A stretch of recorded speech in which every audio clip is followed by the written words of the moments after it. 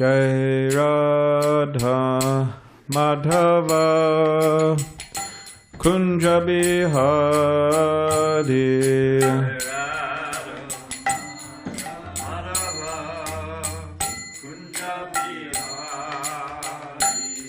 Jai Radha Madhava Kunja Bihari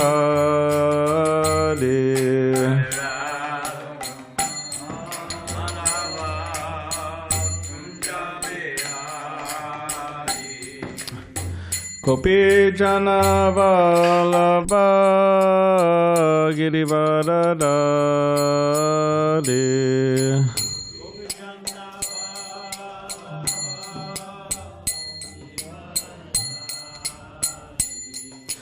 Gopi Jana Vallabha Girivaradari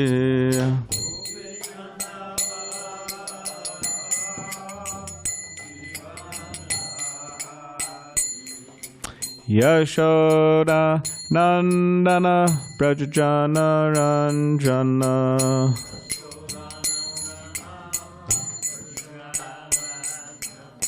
Yashoda Nandana Brajajana Ranjana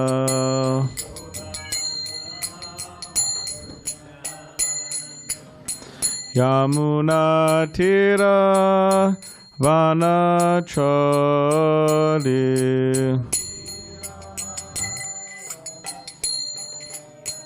Yamuna Tira Vanachari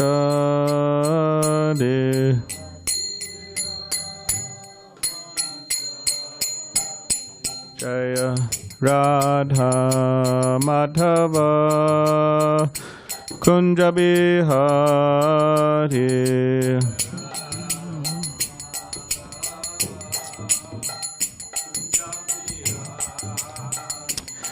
Jai Radha Madhava Kunja Bihari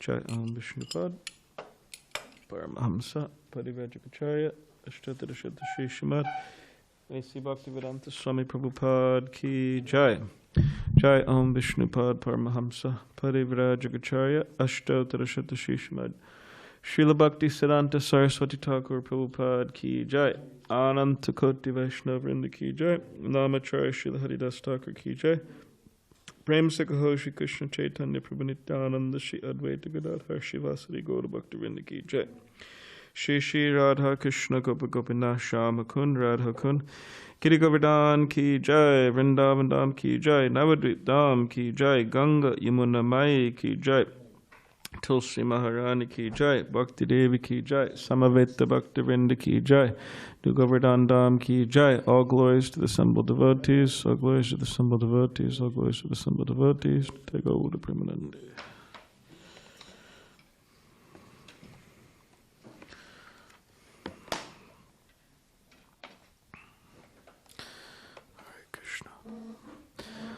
Om Namo Bhagavate Vasudevaya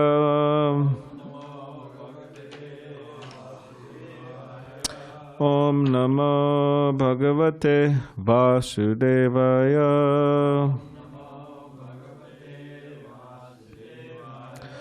Om Namo Bhagavate Vasudevaya.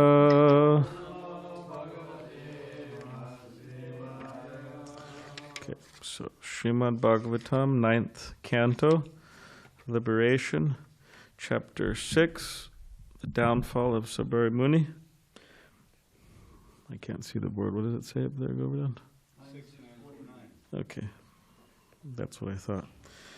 So, Chapter 6, The Downfall of Saubhari Muni, text 49.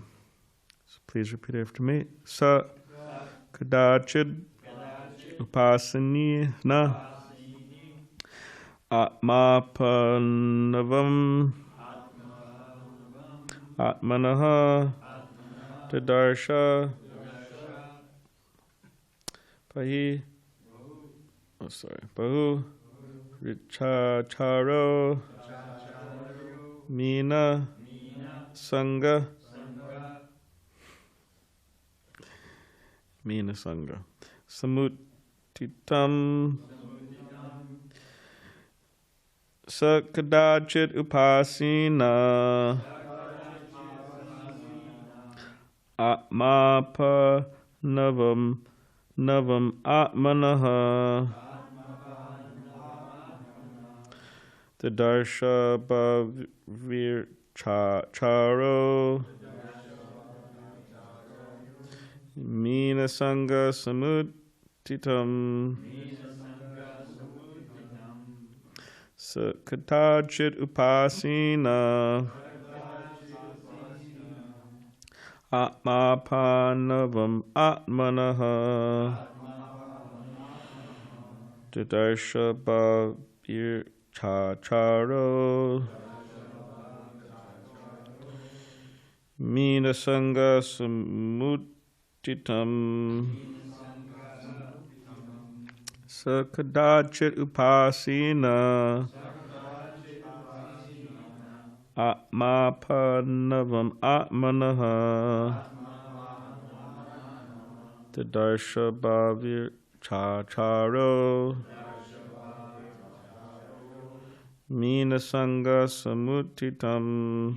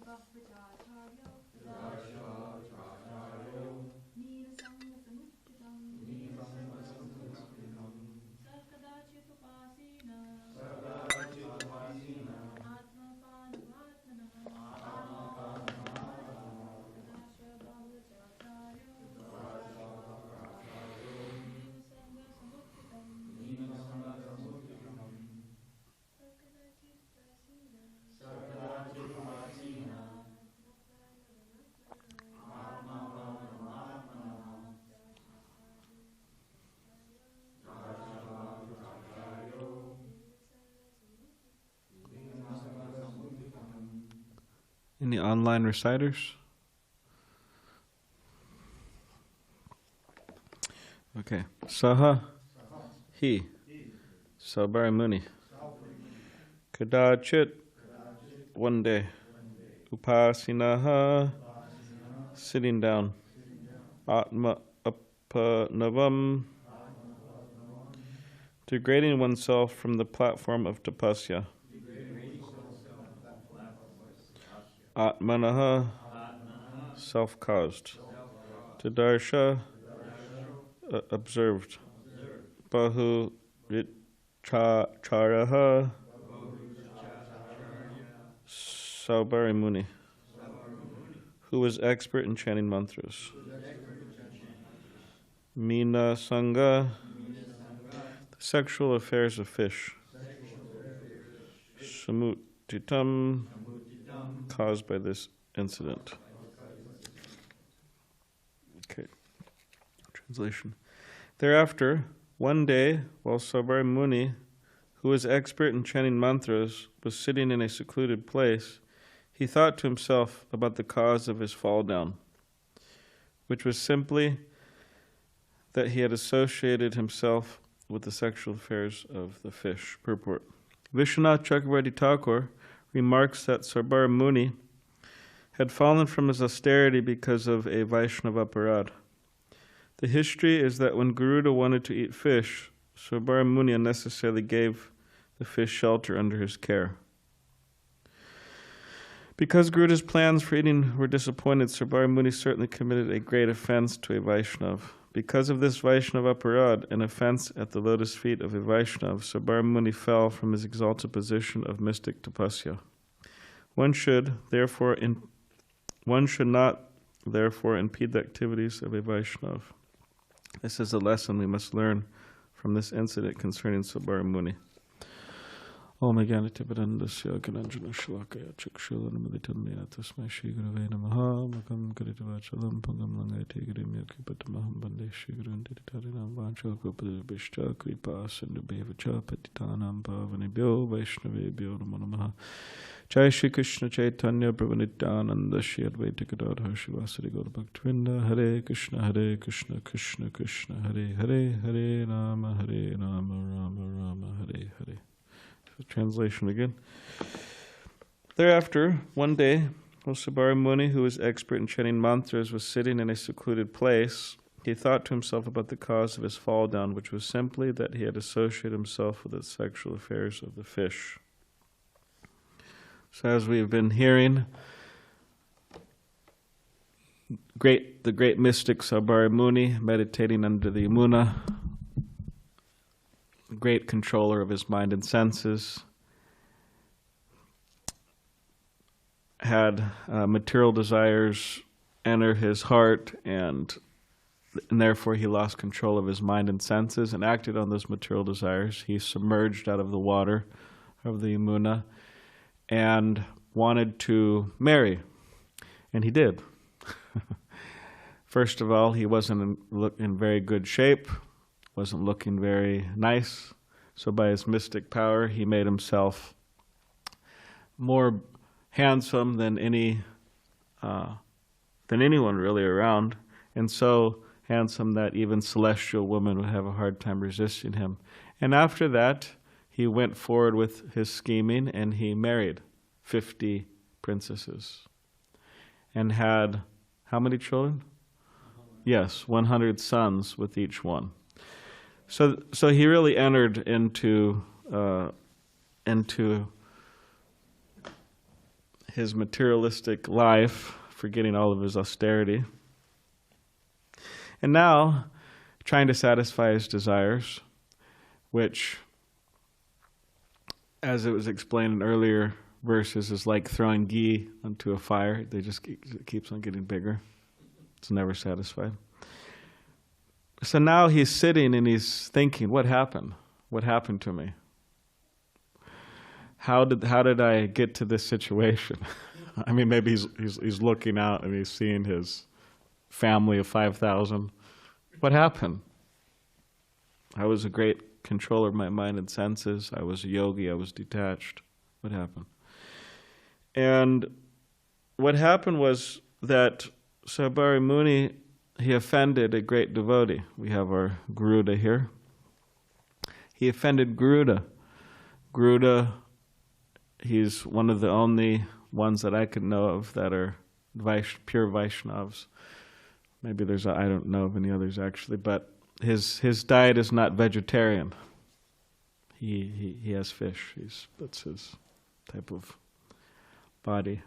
So he was going to the Yamuna, and Saubhari Muni was feeling compassion on these fish, and he actually cursed Garuda that if you come back here again, you'll die. So from this curse, fast forwarding in his life, Saubhari Muni had material desires enter his heart. In other words, he fell down. Therefore, this chapter, the fall down or the downfall of Saubhari Muni. So his first mistake was that he committed Vaishnava aparad. The second mistake was he didn't try to rectify that. He didn't rectify it. And as we know that it's important to try to rectify one's mistakes, one's Vaishnava aparad. And as we were hearing in previous classes, Bhajanarayan Swami was reading from Vishwanath Chakravarti Thakur's Madhurya Kandamati, outlining the process of gaining forgiveness from a devotee, which is a very important process, an important thing to do. And another important thing in relation to that, for the topic of forgiveness, is that forgiving others. Because one thing is we offend others and we rectify the situation, we try to get forgiveness. But another thing, another important thing, is forgiving others. And when we look at forgiveness, which we see throughout the Bhagavatam, we have Parikshit Maharaj being cursed by the puffed up Brahmin boy. What's his name? Shringi? Yes. You shall die in 7 days. Right? He could have held a grudge on that one, that's for sure. A young king had his whole life ahead of him, and this young boy says, "You'll die in 7 days." You have what about? I think it's Draupadi, right? Her 5 sons were killed by Ashvatthama. She could have definitely held a grudge for that. You have Prahlad Maharaj, his father trying to kill him in so many ways. He could have held a grudge for that. You have Chitraketu, cursed by Parvati, that you'll become a demon. He's a great devotee, and she curses him to become a demon.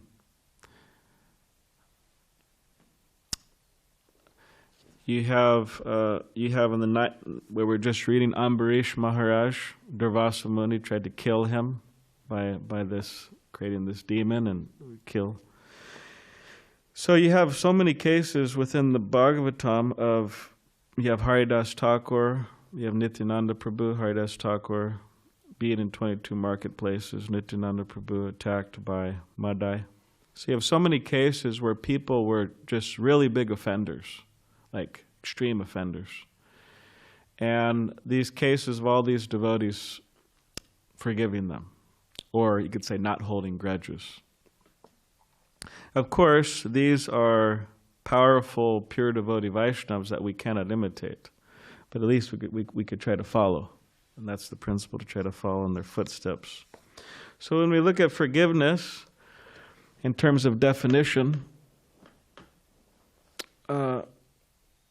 specifically we look at what is meant by forgiveness, resentment, and revenge. So forgiveness. To give up resentment against, to give up the desire to punish, stop being angry with, the act of pardoning somebody for a mistake or wrongdoing, to overlook, refusing to punish. This is forgiveness. And then resentment. They break it down. Again, center, fill. Aggrieved feelings caused by a sense of having been badly treated. So there's some bad feelings there. Revenge, again, veneer, the punishment of somebody in retaliation for harm done. Something done to get even with somebody else who has caused harm. Vengeance, the act of returning an injury, punishment that is inflicted in return for a wrong. So when people mistreat us, it's the material world. We're in material existence. It has happened, and it happens. So when people mistreat us, we have an option. We have a choice. Am I going to forgive them or not? Am I going to hold resentment or not? Am I going to try to get revenge or not? And the problem with not forgiving, being resentful, and wanting revenge, the problem with that is that it brings pain to us. I mean, after all, what is it? What's Anandamaya? What's that? Rasa Vaisaha. We're all pleasure-seeking beings. We're all pleasure-seeking beings. So when we fail in these departments, we are causing pain to ourselves. You have Suniti talking to Dhruva Maharaj in the Bhagavatam. She says, "My dear son, don't wish for anything inauspicious for others. Anyone who inflicts pains upon others suffers himself from that pain.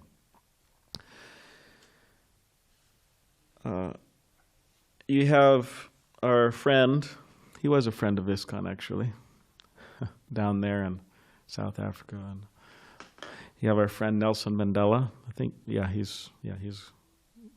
but he had an interesting way of looking at it, which maybe some of you have heard before, but I'll say here.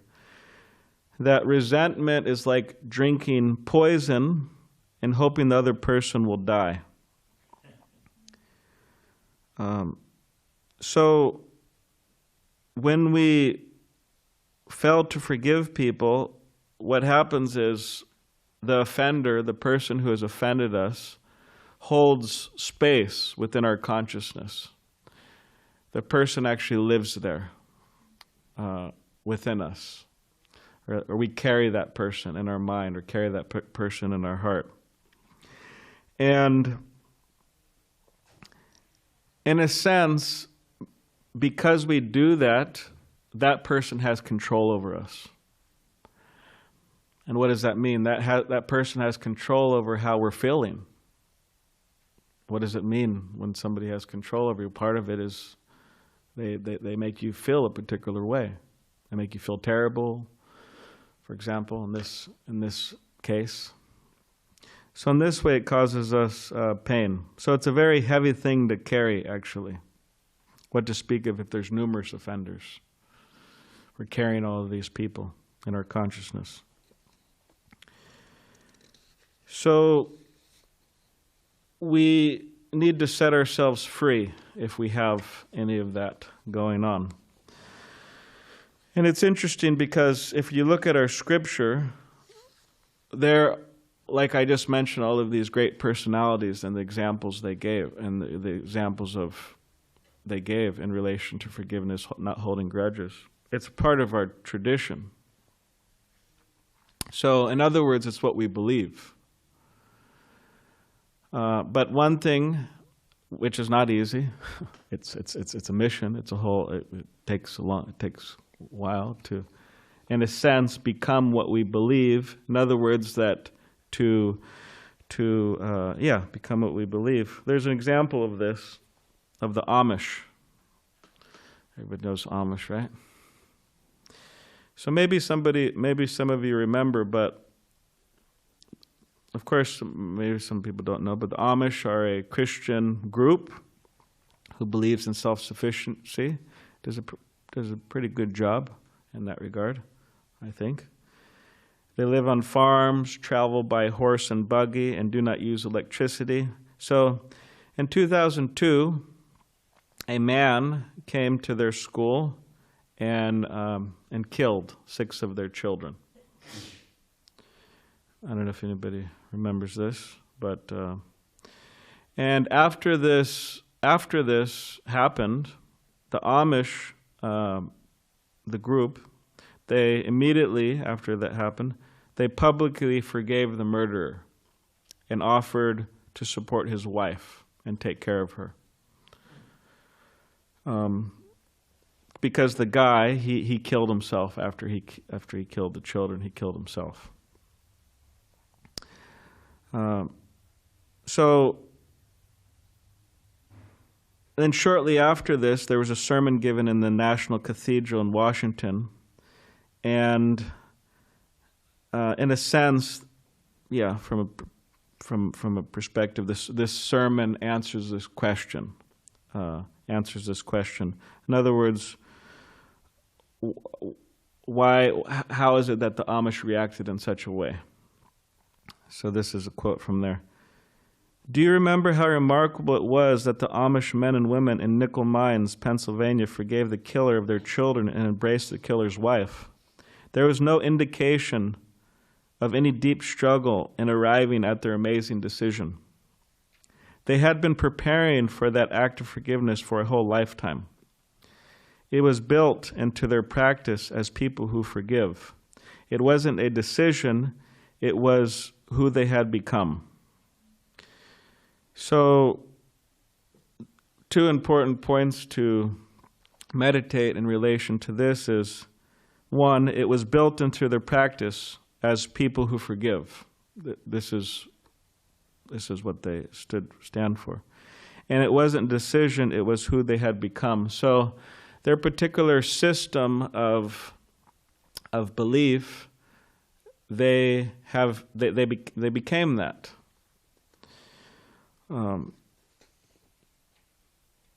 So when we look at our own lives, what do we believe? Do we really believe what we believe, in other words? Like, for example, let's say that you have a non-devotee friend. You might, right? Or family member. And they don't live with you. But then they come stay with you for a week. And you tell them, yes, chanting Hare Krishna is very important to me. It's a really important thing that I do. But the question is, do they see that practically in our lives?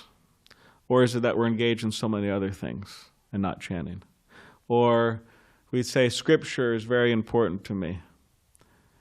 But then, do they see that? Or do they see a bunch of other things? So it's like, or I think cleanliness is very important, right? I think this is so important, that is so important. But if someone was to come who doesn't know me, would they see that practically? So the idea is to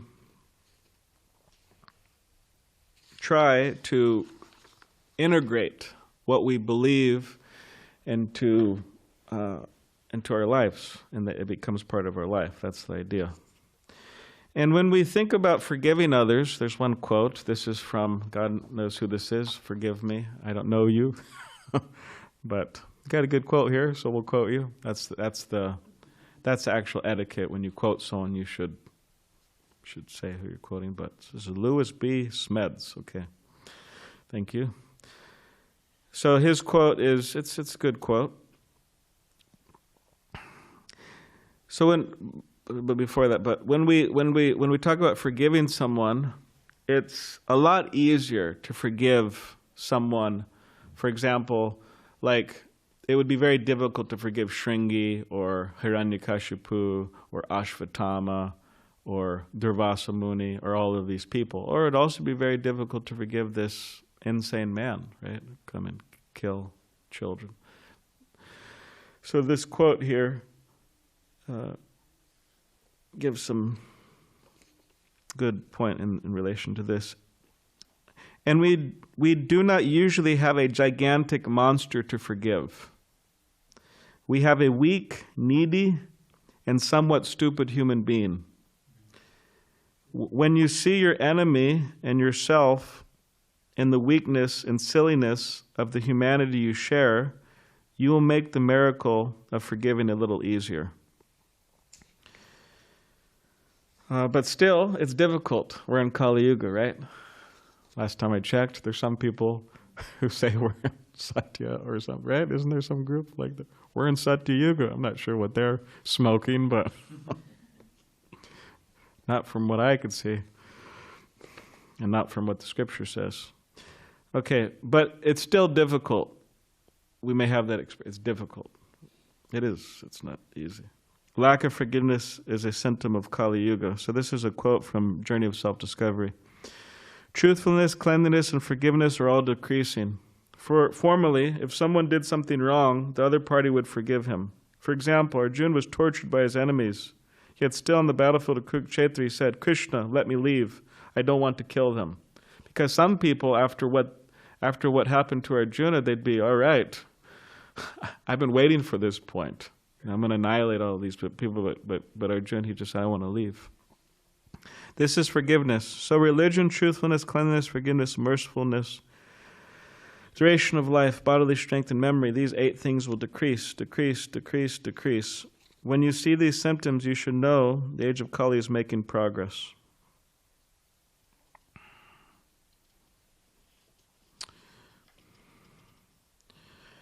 So looking at our belief system, yes, what do we believe? What do we believe?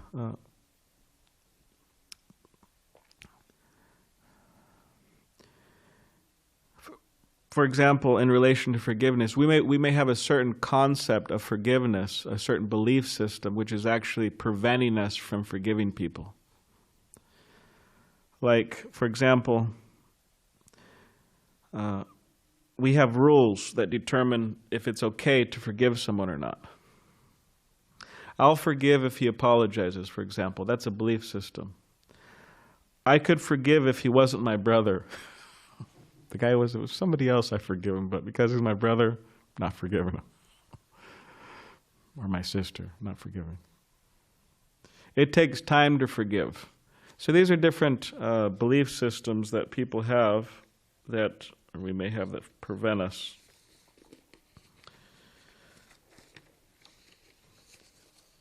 But the idea is that, again, it is part of our process, it is part of our tradition, it is what Krishna tells us to do, and therefore we must forgive. There's another quote here from one other fellow, and then we have two Bhagavatam quotes, or one Bhagavatam quote and one Jaiva Dharma quote. So this is from Alex Young. Forgiveness is the release of all hope for a better past. So in other words, what's happened's happened. And there's no changing that. Whereas Bhaktivinoda Thakur says, forget the past that sleeps and do not dream of the future at all. Focus on the present and progress thee shall call. This is from the Bhagavatam 9th Canto, 15th chapter, text 40. The duty of a Brahmin is to culture the qualities of forgiveness, which is illuminating like the sun. The Supreme Personality of Godhead, Hari, is pleased with those who are forgiving. And this is from Bhaktivinoda Thakur. So we have to culture this quality of forgiveness. It takes thought, it takes meditation, it takes endeavor. It's not like it's automatic. But it is illuminating like the sun. And Krishna is pleased by this. This is what the Bhagavatam is saying. So this is from Bhaktivinoda Thakur. The tenderness of the heart is experienced towards Krishna is known as Bhakti. All other jivas are servants of Krishna, and tenderness of the heart towards them is compassion. Therefore, compassion is included within Bhakti. Forgiveness, Chama, is the bhava situated between humility and compassion.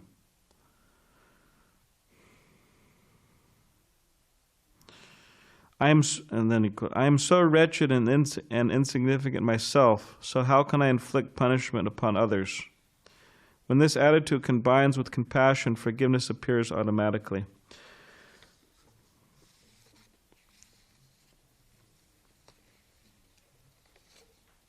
So when we look at Saubhari Muni's fall down, his fall down was from committing Vaishnava aparad and not understanding the importance of rectifying that, not understanding the importance of gaining the forgiveness of Garuda.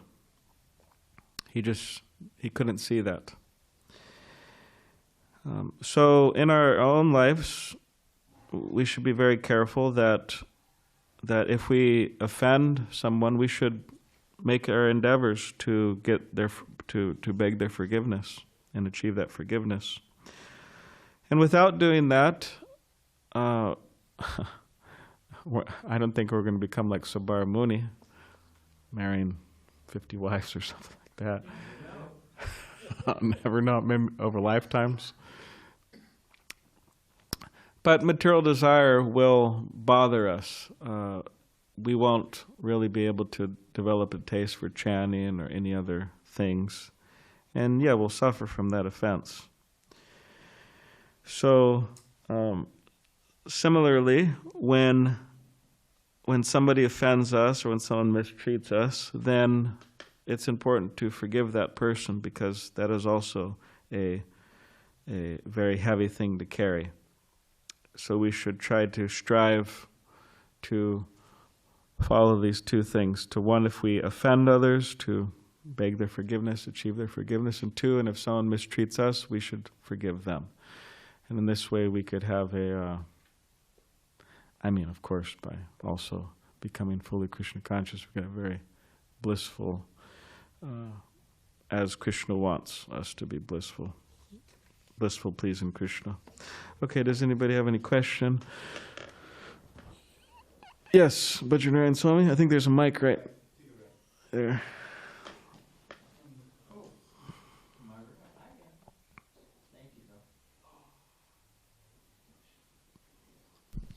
Well, that was an excellent class and a lot of material to digest internally. So just to stir the conversation and bring out more.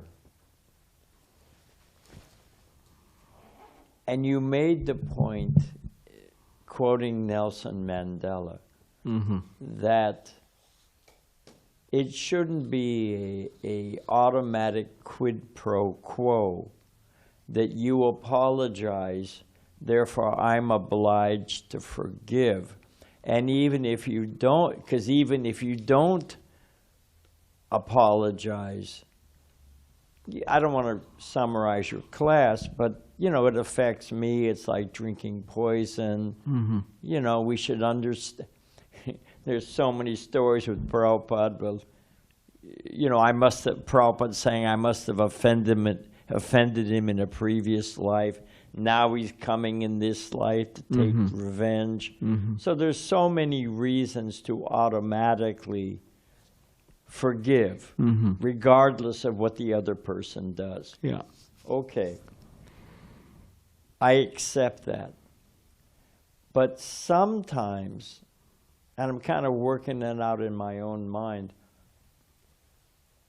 it's not beneficial for the other person to automatically forgive them. Sometimes, by holding out your forgiveness, they learn something, they benefit. So it's not that. So what about that? And I'm almost done. I'm thinking of the example of Srila Prabhupada. Of course, it's Srila Prabhupada, but still he's our exemplar, what we aim for. And that's when they repainted the deities in Dallas after they arrived, before they were installed.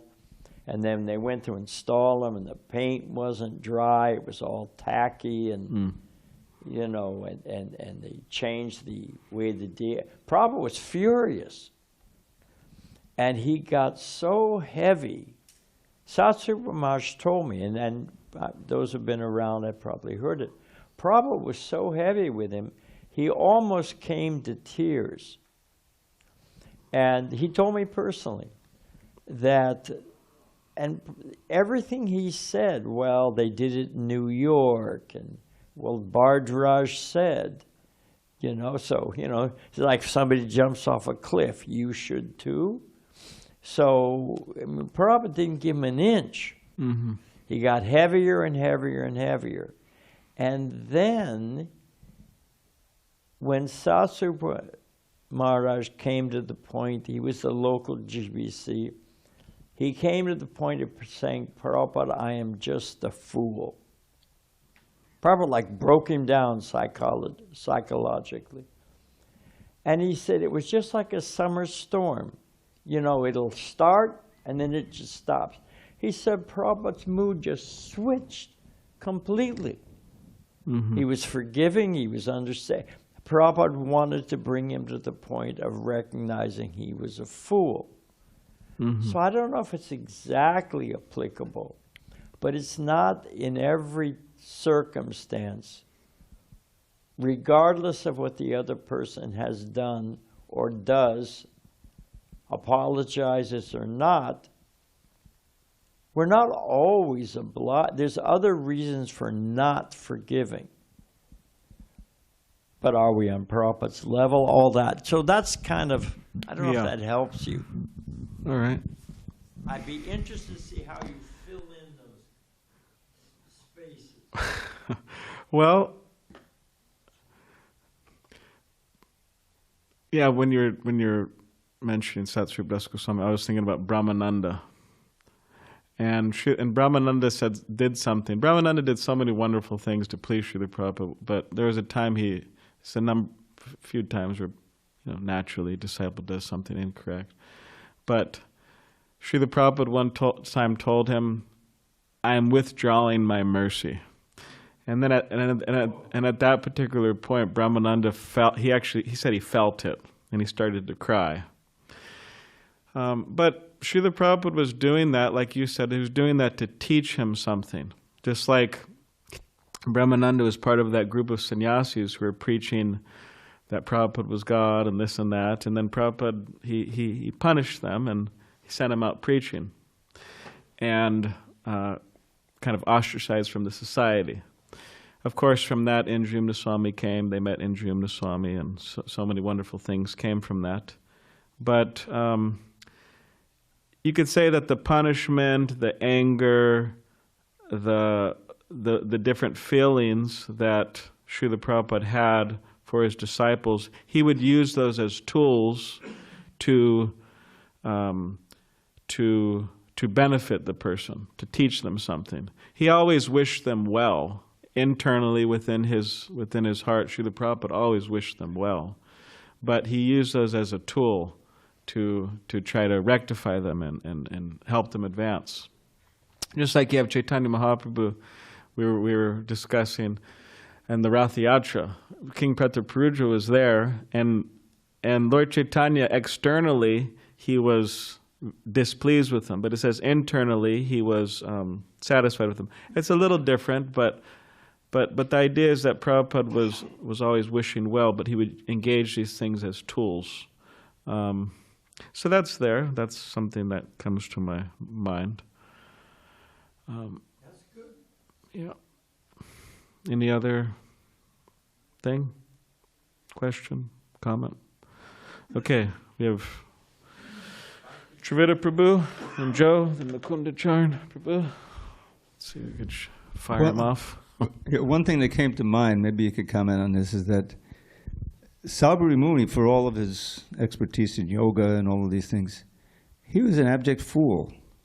He's there in Vrindavan, he's in the Yamuna, and naturally, who's he going to associate with? The fish. So he became attached to the fish. He had an alliance with the fish and all this. So he set himself up. Yeah. So I get a lesson from that is that take advantage of the environment we're in. We're able to be in the temple every day and so forth. And if you don't, then you run the great risk of committing an offense, and that can set you back in your devotional life for some time. So that I mean, and the main thing about the temple and the temple environments and all the events that go on, like we had the wonderful Rath Yatra, is the association. Is to wonderful association, to see devotees you haven't seen, chanting together and so forth, and that will be at least in my mind, will be a guard against letting yourself get into the position of offending, which is ultimately a selfish thing. Yeah, thank you. Okay, Joe. Hare Krishna. So I was wondering, in the context of the topic of forgiveness, is it ever appropriate, according to what your knowledge, to retaliate? And if it is, in what cases? And if it is done so, the person who is retaliated against, can they still be forgiven afterwards? Can it still count? Is it possible to still forgive them afterwards? I think I followed the first two, but the third one I didn't follow. Anyone else? So, for example, let's say you harmed or killed somebody in defense of someone else. You killed them already. Is there a process of forgiveness? Are they forgiven by that death? Or have you given up that ability to do so in retaliation?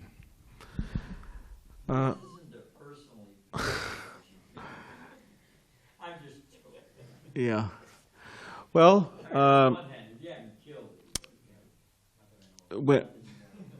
when we talk about there's so many things to consider. If you want to talk on a personal level, if you want to talk about people offending others, if you want to talk about a more collective level, like you have so many wars, for example, and you have Mahabharata, you have Ramayana. There's a whole bunch of things going on like that. If you want to call it retaliation, like what was the whole war between Ramchandra and Ravana's, they're retaliating. That's a word for it, right? For stealing Sita. So yes, there is room for so many different things. There's room for punishment also.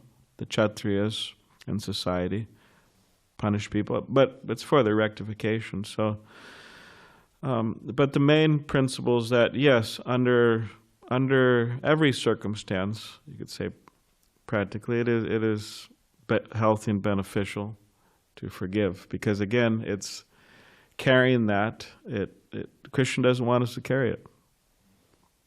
So, but yeah, there's a lot of details to this. Yes, what kind of turn you have? Oh, sure, okay. All right. I got something.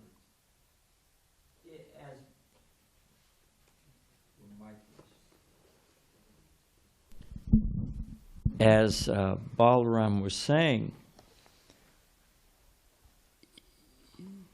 there was the internal mood and spirit of Srila Prabhupada.